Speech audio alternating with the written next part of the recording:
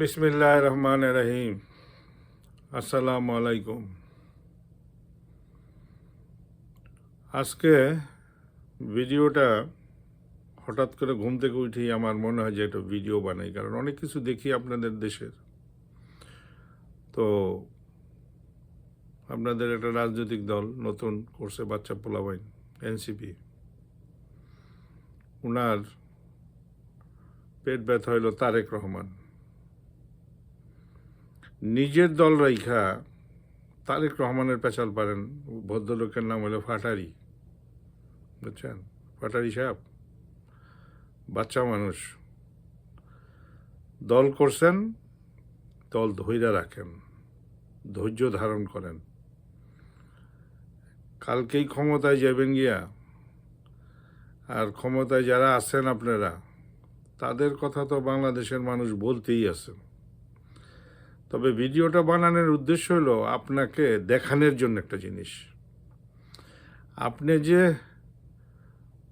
রাজনৈতিক একটা দিচ্ছেন, আপনার কি বলে এটাকে, মিটিং দিচ্ছেন, যে মিটিংয়ের মধ্যে আপনার অডিয়েন্সের সামনে যারা বসা আছেন, আমার মনে হয়েছে আমেরিকা বৈশা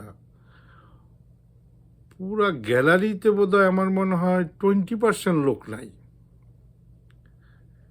এটা কিন্তু সবাই দেখছে, ভিডিও আছে, আপনি নিজেও দেখেন যে 20% লোক আপনি আনতে পারেন নাই। আপনার গ্যালারিটা পুরো ভরে নাই। আপনি প্রথম ওই গ্যালারিটা ভরার চেষ্টা করেন পুরা, তারপরে ওইটার বাইরে যখন দেখবেন যে লোক জায়গা দিতে পারেন না, তখন আপনি মনে করবেন যে হ্যাঁ, আপনি রাজনৈতিকভাবে কিছুটা সাফল্য অর্জন করছেন। তবে আমি আপনার একটা কথা বলতে পারি, বাচ্চা মানুষ, পোলাবান মানুষ, আপনি তারেক রহমান ওই দেশে কিন্তু নাই।